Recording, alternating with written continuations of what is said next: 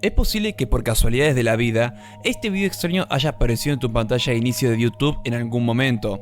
Fue subido el 29 de noviembre de 2008 y llevaba el nombre de White House, Why You Never Became a Dancer. Este video posee un total de 4 millones de reproducciones y en este se puede apreciar la imagen de una persona que se mueve de una manera que provoca bastante incomodidad, mientras que en el audio se pueden oír gritos e insultos acompañados de un sonido tan agresivo que lo podemos catalogar como ruido.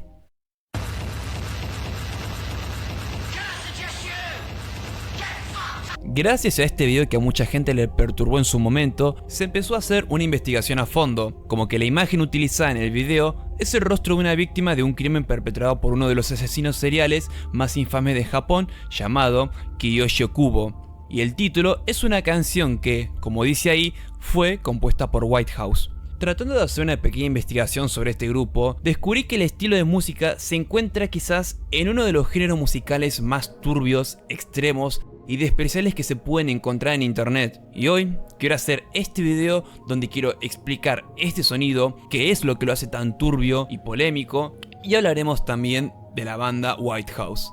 Estoy hablando de este género llamado Power Electronics.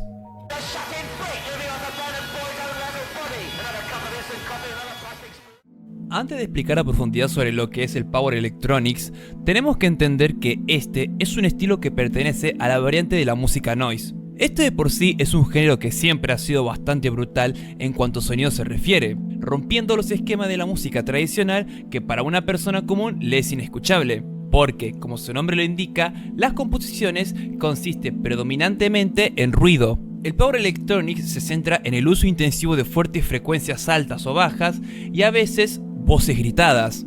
Este género utiliza en gran medida sintetizadores y otros equipos electrónicos para crear sonidos chirriantes, junto con el uso ocasional de herramientas eléctricas y trozos de metal como chapas y barras. Los músicos de Power Electronics utilizan estos instrumentos para crear un sonido en capas muy inspirados en el movimiento industrial de los años 70 y principios de los 80.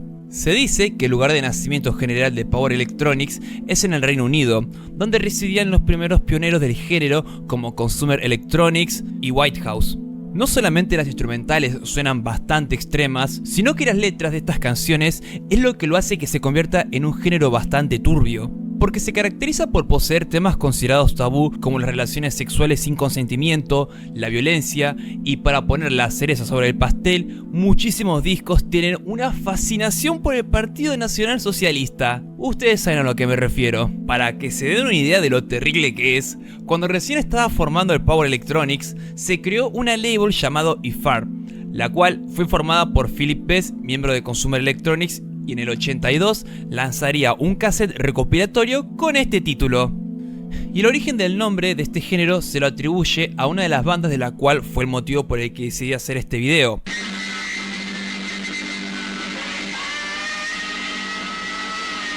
Este grupo fue liderado por William Bennett y tuvo dos etapas, una que empezó en el 80 hasta el 85 y luego volverían en los 90 hasta 2007 con nuevos integrantes. Hay varias razones que llevaron a William Bennett a hacer esta banda. Una de estas era porque estaba decepcionado de que bandas industriales como Throbbing Gristle empezaran a incursionar en un sonido que era mucho más popero. Él quería crear un sonido que fuese potente y físicamente dominante que no se pudiera encontrar en ninguna parte. Por lo que en 1980 decidió grabar su primer disco gritando con un montón de efectos sobre sintetizadores análogos.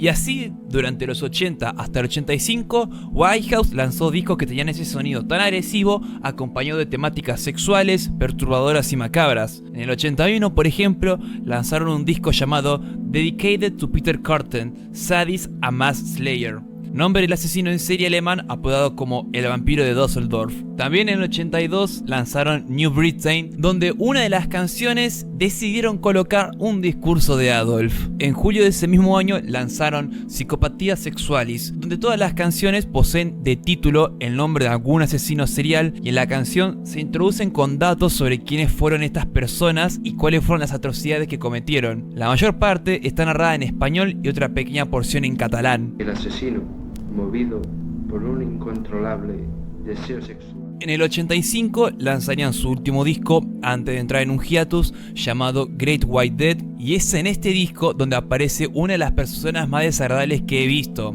Peter Sotos. Además de ser miembro de esta banda, Peter es conocido por ser autor de varios libros donde escribe sobre varios crímenes sexuales bastante horribles de forma muy detallada, y también por haber creado el infame Buyer's Market, un disco que ni siquiera es musical.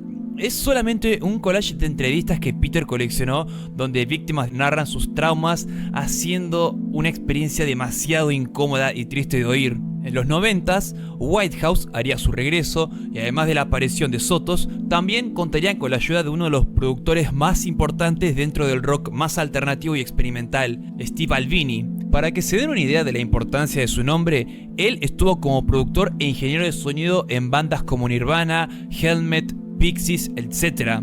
Además, en esta década, las portadas de sus álbumes fueron hechas por Trevor Brown, quien posee un estilo bastante incómodo de ver, y ya es en este momento donde Whitehouse empezaría a abordar temas cada vez más enfermos. Por ejemplo, Mommy and Daddy es un disco conceptual conformado por 5 canciones donde abordan la temática del abuso doméstico, como la primera canción que se traduce como Filosofía de maltratador de mujeres, o una de las más perturbadoras, asquerosas y siniestra que oí de ellos, llamado Dado. Con una duración de 12 minutos, habla de una relación entre un padre y su hija, y todo esto contado desde el punto de vista del abusador. Que el inicio de esta canción empiece con un "nunca volverás a tener tan buen aspecto, nunca serás más joven que ahora", te dé una idea de las atrocidades que dice esta canción. Y para finalizar, el álbum termina con Private, que no es una canción en realidad. Estos son solamente grabaciones con una duración de 20 minutos de gente que sufrió en estos casos, algo que solamente se encargó de hacer Sotos. Y esa característica de colocar grabaciones de este estilo seguirían por ejemplo en discos como Beerseed. Hizo mayor énfasis en Whitehouse porque es uno de los grupos más conocidos dentro de ese género. Un género musical que de por sí es muy de nicho, por lo que tener información de otros artistas se vuelve bastante difícil. Pero un disco que se ha hablado en internet en menor medida ha sido el álbum G-Earth de Deathpile.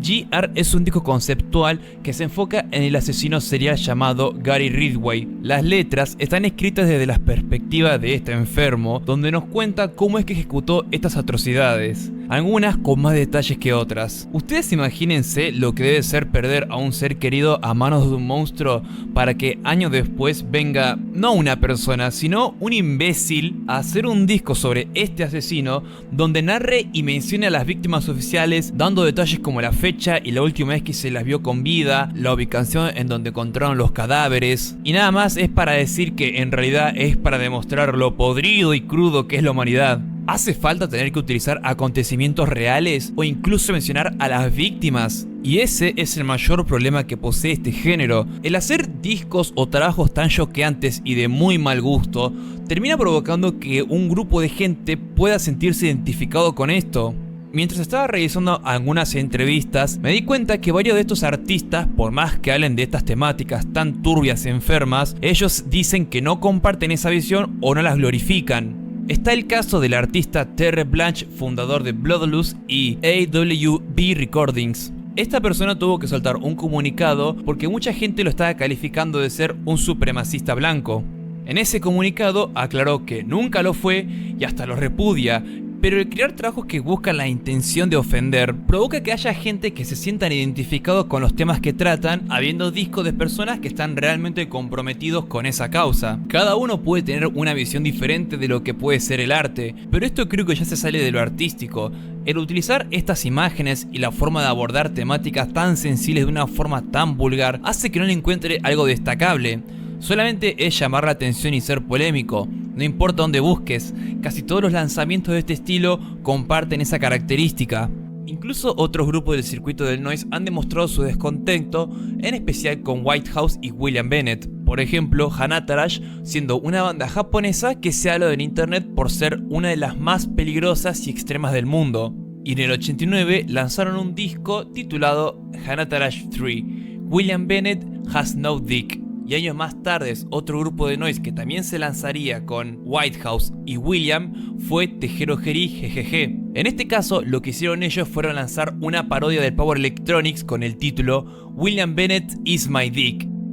Por más de que estos artistas del noise pueden ser bastante locos con sus performances o el ruido que hacen, por lo menos ellos tienen un límite y no se meten en esas temáticas. Y es por eso que por el tema que tocan estas canciones, es que lo considero uno de los géneros más oscuros que hay.